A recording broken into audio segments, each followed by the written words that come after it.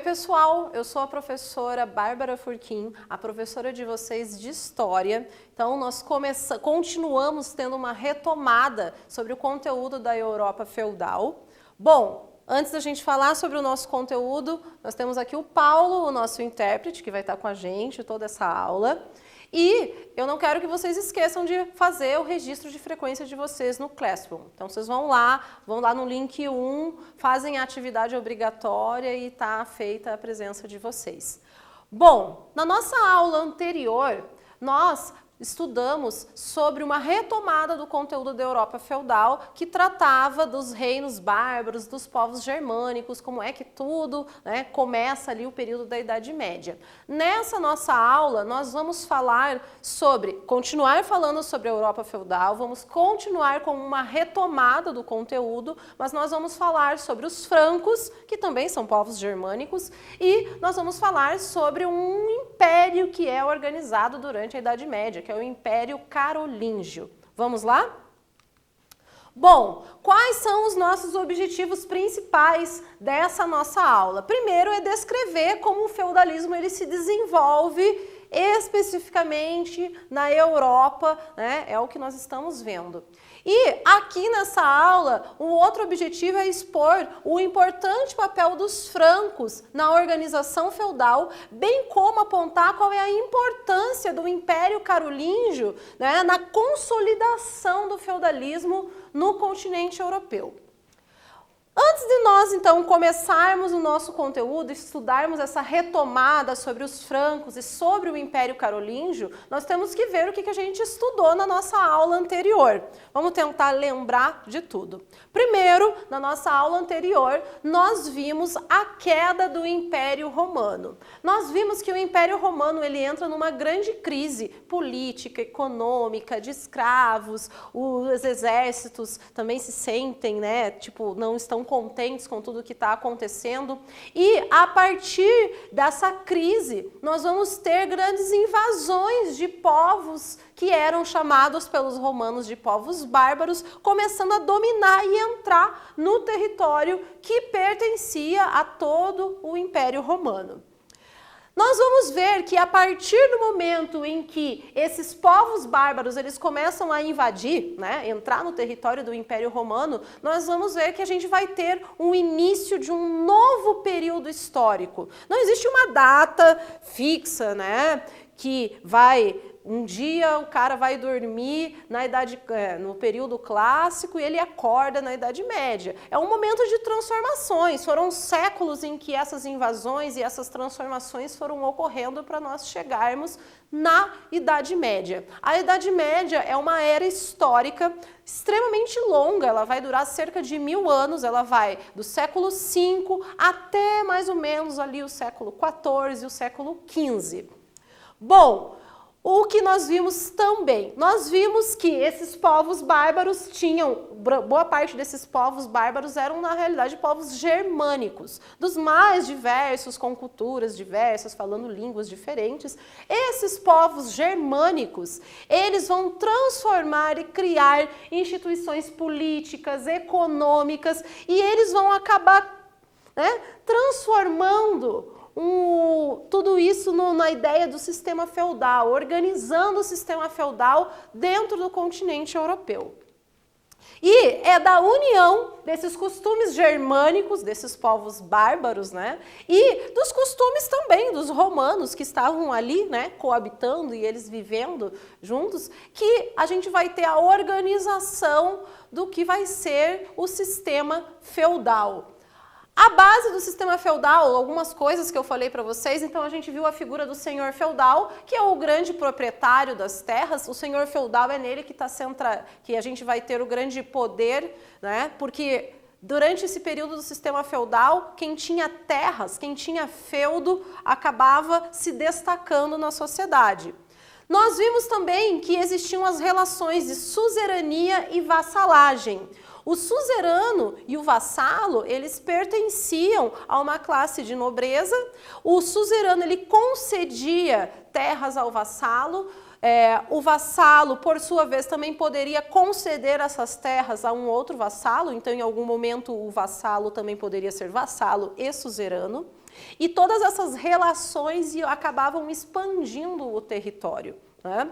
Também nós vimos que se estabelecem o comitatus e o colonato. O comitatus vem então de costumes, de relações à fidelidade travadas lá dos germânicos, e nós vamos ter o colonato, que são costumes travados do período dos romanos. Bom, então nós vimos tudo isso na nossa aula anterior e agora a gente vai saber, né, exatamente o que nós vamos ver na aula de hoje. Então nós vimos que a partir dessas invasões germânicas é dado início a um novo período histórico, que é a Idade Média. Esse período histórico, né, onde a gente está vendo marcadamente a alta Idade Média, o sistema feudal ele vigorou. E qual é a nossa questão, problema aqui? É qual a importância dos francos e do Império Carolíngio para a formação da Europa feudal? Vamos lá? Bom, a gente já falou sobre isso na nossa aula passada, mas eu acho que é bem legal vocês memorizarem e vocês colocarem para vocês que isso são características importantíssimas para a gente pensar em como as pessoas viviam e se organizavam dentro desse período do feudalismo na Idade Média. Uma grande característica, né, importante, a importância da posse de terras, os feudos. Então, as pessoas elas estavam voltadas para a produção, né, da ruralização. E é claro que isso vem de uma influência dos germânicos. O poder político descentralizado. Não existia apenas uma figura governamental que era a figura central. O poder político ele estava dividido entre vários senhores feudais, que poderiam, aliás, ser indivíduos ligados ao exército. O senhor feudal podia ser um indivíduo ligado à igreja. Então, não existia um poder centralizado específico.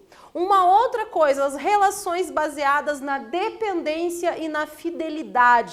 Então, nesses tratos feitos entre o trabalho e as terras que eram concedidas e a servidão e servos que trabalhavam nas terras, existiam então essas relações de fidelidade e dependência.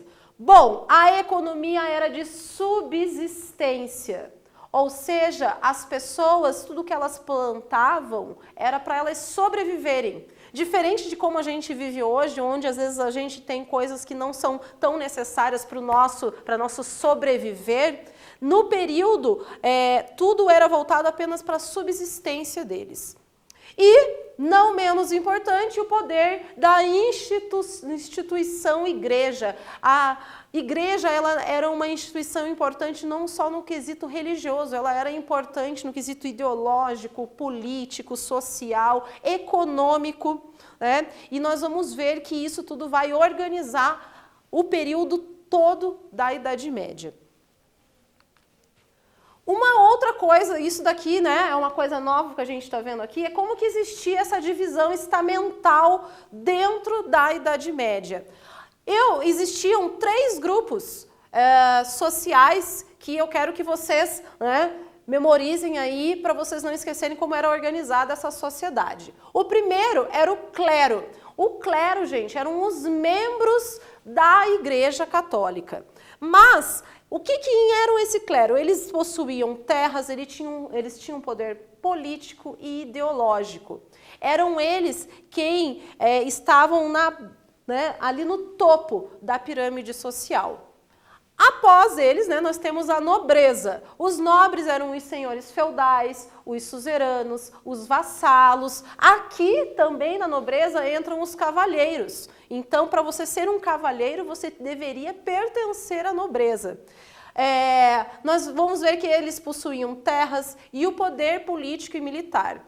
E lá na base, e a grande maioria da população dessa pirâmide social, nós vamos ter os camponeses e os servos. Eles, né, são os caras que trabalham nas terras, eles possuíam os deveres, né, que eram passados principalmente ligados aos membros do clero e da nobreza.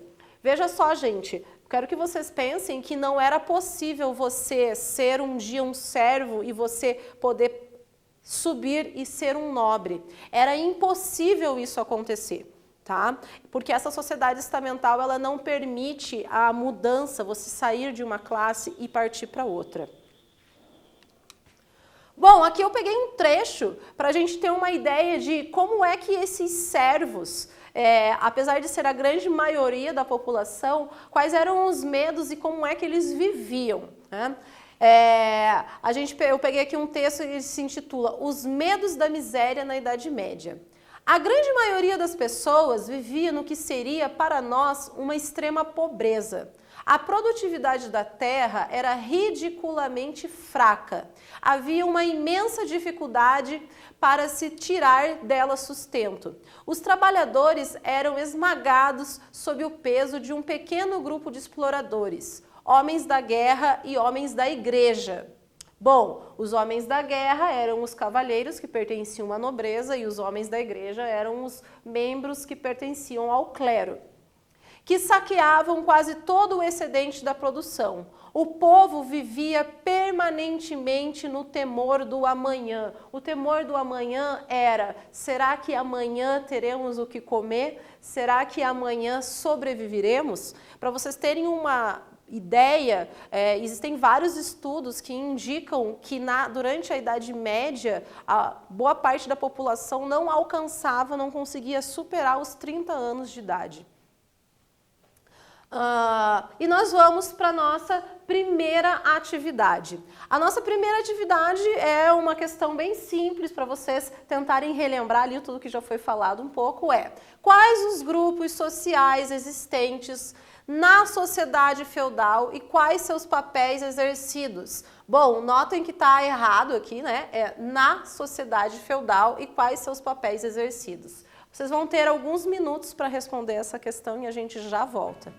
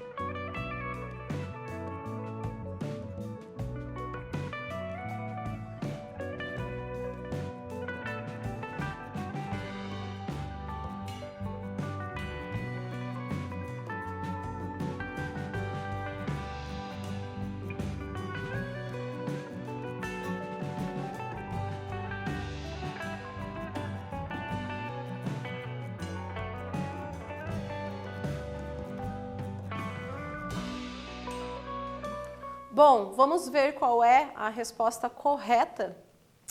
A nossa correção da atividade, então, quais os grupos sociais existentes na sociedade feudal e quais os seus papéis exercidos?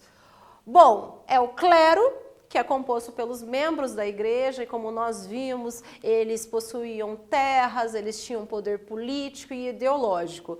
Os nobres, que eram os senhores feudais, os suzeranos, os vassalos, os cavalheiros, que também possuíam terras e também eles exerciam poder político e militar.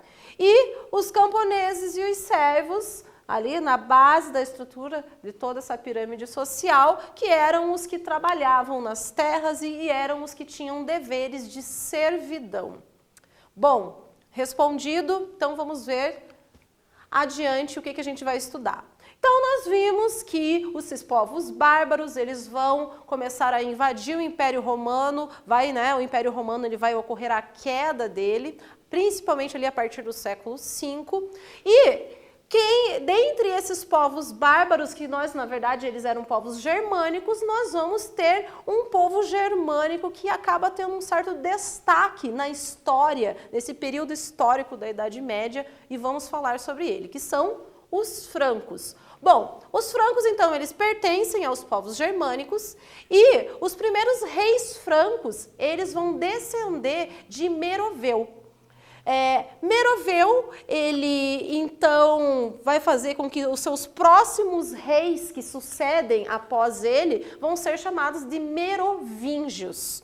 E os francos, Meroveu, ele vai conquistar vários territórios, então ele vai ter uma grande importância para os francos, mas quem vai ser mais importante, que vai ter um grande destaque dentro da história dos francos, é o neto de Meroveu, que se chamava Clovis. O Clovis, ele vai vencer os alamanos, ele vai vencer os burgúndios, os visigodos e vai acabar ampliando o seu domínio.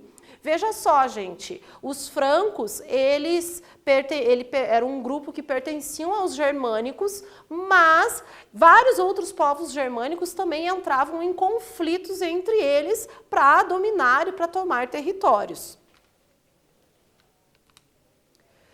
Um fato extremamente importante, o que vai dar um destaque para a figura do Clovis, o Clovis, então, ele, através desses grandes domínios, ele vai acabar constituindo a dinastia merovingia, e o Clovis, ele vai ter uma sacada muito inteligente. Ele vai ver que, a partir do momento em que ele fizesse uma aliança com a Igreja Católica, o poder dos francos poderia ser fortalecido. Então, no ano de 496, o Clovis, ele se converte ao cristianismo. Então, aqui a gente tem um quadro, que é a imagem de Clovis sendo batizado, e nesse batismo, essa é uma coisa muito emblemática para mostrar a expansão do Reino Franco.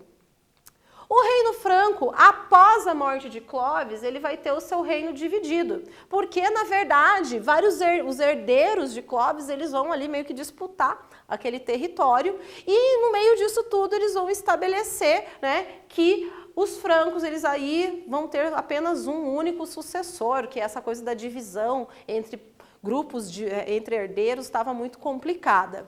Mas, vocês vejam só, vão se passar alguns reis após a figura de Clovis, e nós vamos ter um acontecimento, uma figura vai acabar ganhando um destaque maior do que a própria figura do rei, dos reis francos, que vai ser a figura do majordomos. O majordomos, gente, ele era como se fosse um prefeito do palácio, ele era a pessoa que acabava tendo umas funções administrativas e organizando o reino franco muito mais naquele período do que o próprio rei. E veja só o que vai acontecer.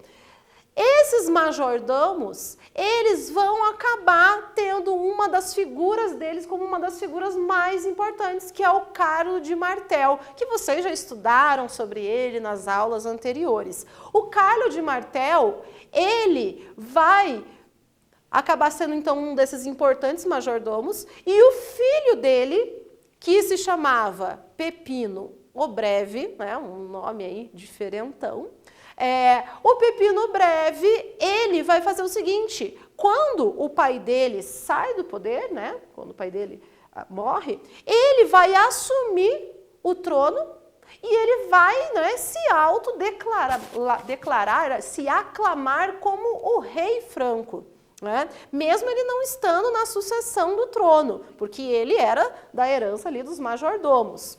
Então, a partir do momento em que Pepino o Breve, ele assume, então, o poder dos francos, ele vai dar início a uma nova dinastia. A partir do momento, então, em que Pepino o Breve assume, a gente vai ter a dinastia carolíngia, em homenagem, né, que Pepino o Breve homenageia, né, o seu pai, Carlos de Martel.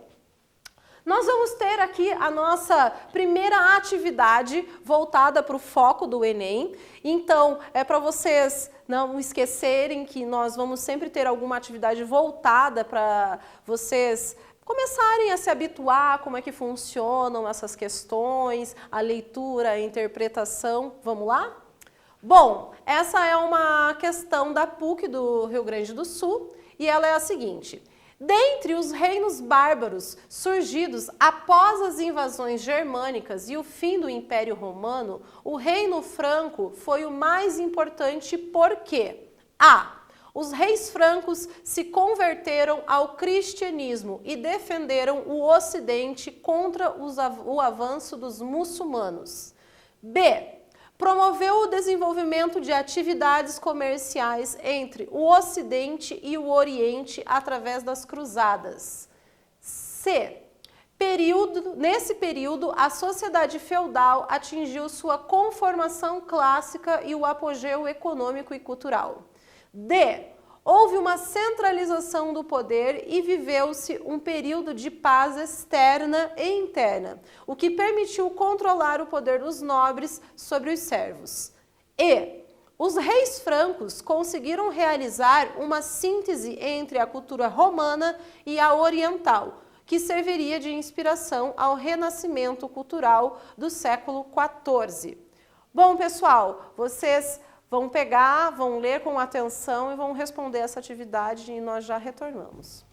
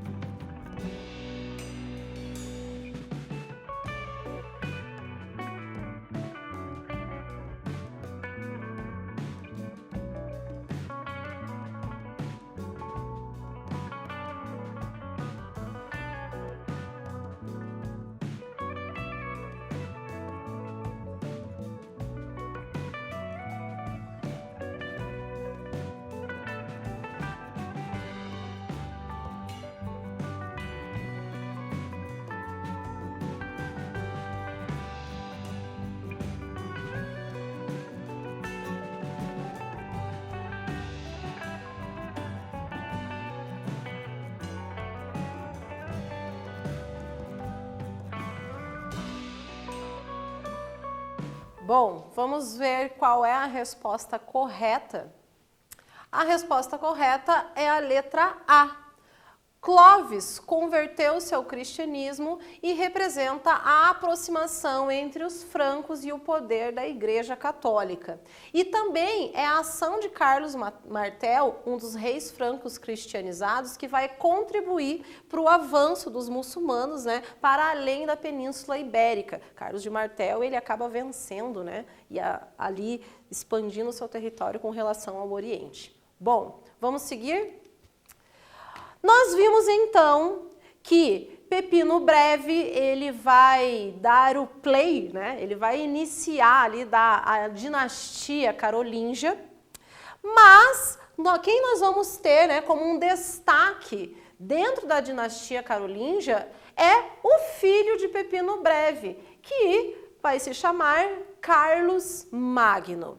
E o Carlos Magno, ele vai ser considerado o rei franco, né, mais importante, porque ele vai fazer não só de funções administrativas, econômicas, mas também culturais. Bom, o Carlos Magno, ele organiza um exército forte e com esse exército ele vai acabar expandindo as fronteiras, né, da dinastia, e com toda essa expansão e domínio em territórios, nós vamos acabar tendo a constituição do Império Carolíngio. Então, vários territórios passam a ser dominados. Mas, nessas regiões, né, conquistadas pelo Carlos Magno, ele vai fazer o seguinte: como nós vimos, não podemos esquecer, os francos lá, né, com o Clovis, o Clovis se converte ao cristianismo e a partir desse momento o cristianismo passa a ser a religião oficial dos francos e a gente chega então agora no Império Carolíngio. Mas o Carlos Magno, ele, em todos os povos e todos os territórios que ele vai dominar, ele vai fazer com que todos os conquistados sejam convertidos ao cristianismo. Isso é uma coisa muito importante, porque nós vamos ver que a expansão do cristianismo por outros povos, por outros grupos e por outros territórios começa a se tornar maior. E o poder da instituição da Igreja Católica começa a se fortalecer cada vez mais. No ano de 800, e olha aí novamente o poder institucional da Igreja, nesse período da Idade Média, nós vamos ter no ano 800 o Carlos Magno sendo coroado como imperador pelo Papa Leão III. Isso vai ser não só de importância para os francos, como de importância para a gente pensar como é que seria organizada, né, esse período da Idade Média. Nós temos aqui um quadro que ele vai mostrar a coroação de Carlos Magno como imperador pelo Papa, né, bem emblemático, mostrando tudo. E o Carlos Magno, ele vai acabar sendo também expondo um momento da história muito interessante com relação à Idade Média, que é o que nós chamamos de Renascimento Carolíngio. Bom, a gente vai estudar, vocês vão estudar sobre o renascimento da Idade Moderna, do processo de transição da Idade Moderna, mas aqui a gente está vendo o florescimento, um novo nascer das culturas, da filosofia, da arte, dentro desse período da Idade Média. Bom, esse é um período no qual o Carlos Magno governa, né? Ele é considerado, então, um momento de renovação da literatura, da filosofia, da arte, da educação. E é nesse período, então, do Renascimento Carolíngio que a gente vai ter uma coisa bastante interessante, que é a valorização da educação. O Carlos Magno, ele promove inúmeras obras para difundir as escolas. E ele acaba fundando várias escolas gratuitas dentro dos territórios do Império Carolíngio para as populações, nos mosteiros e nas escolas para sacerdotes. Veja só, boa parte da população durante a Idade Média ela era analfabeta. Então você difundir a escola e a educação era uma coisa bastante importante. Nós vamos agora para a nossa terceira atividade com relação ao foco do Enem.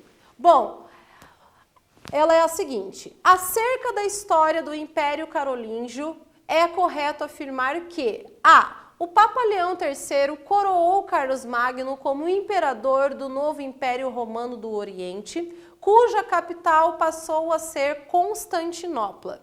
B. O chamado Renascimento Carolíngio também significou um reflorescimento das letras e das artes. C. Após a morte de Carlos Magno, o governo foi exercido por seu filho Luís, o Piedoso, que intensificou ainda mais as expedições de conquista. D. Carlos, o Calvo, e Luís, o Germânico, somaram esforços no sentido de manter a unidade imperial de Luís, o Piedoso. E. O novo Império Romano do Oriente foi desmantelado pelos exércitos muçulmanos que se estabeleceram na Península Ibérica. Vocês vão ler com atenção essas frases, tudo, e a gente já retorna para ver qual é a resposta correta.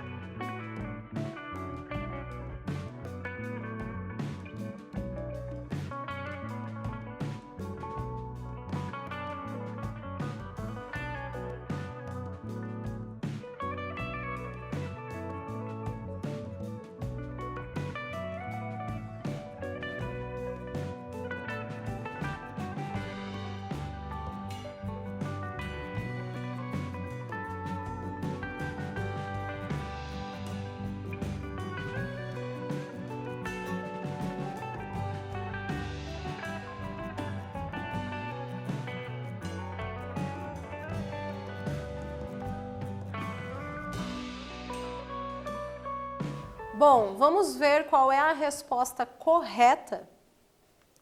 A resposta correta é a alternativa, né, da letra B. A Renascença Carolíngia, ou Renascimento Carolíngio, é o período em que ocorreu um renascimento da literatura e das artes liberais, principalmente no reinado de Carlos Magno. Bom, nós estamos chegando ao final da nossa aula, vamos ver as considerações gerais do que a gente aprendeu. Primeiro, nós vimos que a organização social de estamentos ou ordem, como a sociedade se dividia durante a Idade Média, ela era dividida em 3 grupos. O clero, que eram os membros da Igreja Católica, a nobreza, os senhores feudais, os cavalheiros, os suzeranos, os vassalos, e os camponeses e servos, que eram os trabalhadores, as pessoas que realmente trabalhavam ali. Nós vimos a dinastia merovingia, né, que ela vai ter a figura do Clovis conquistando territórios, e nós vamos ter um fato importante que é a aliança travada entre Clovis e a Igreja Católica. Nós vamos ver, né, então, após isso, que vamos ter a dinastia carolíngia, onde a figura de Carlos Magno ela vai receber um destaque, não só pelas suas invasões, pelos seus territórios expandidos, né, e a constituição do Império Carolíngio, mas nós vamos ver, né, que ele é um dos reis mais importantes. Por quê? Porque ele se destacou nas conquistas militares, porque ele consolidou o cristianismo a partir dos territórios em que ele dominava e convertia as pessoas, né, ao cristianismo. Ele vai ser o responsável pelo chamado Renascimento Carolíngio, onde vai dar destaque à educação, às artes, à filosofia. E ele vai ser coroado como imperador pelo Papa Leão III no ano 800. Bom, nós vamos parando por aqui sobre o Império Carolíngio. Na próxima aula, vocês vão ter mais conteúdo sobre o que aconteceu com o Império Carolíngio e nós ficamos por aqui. Até, pessoal!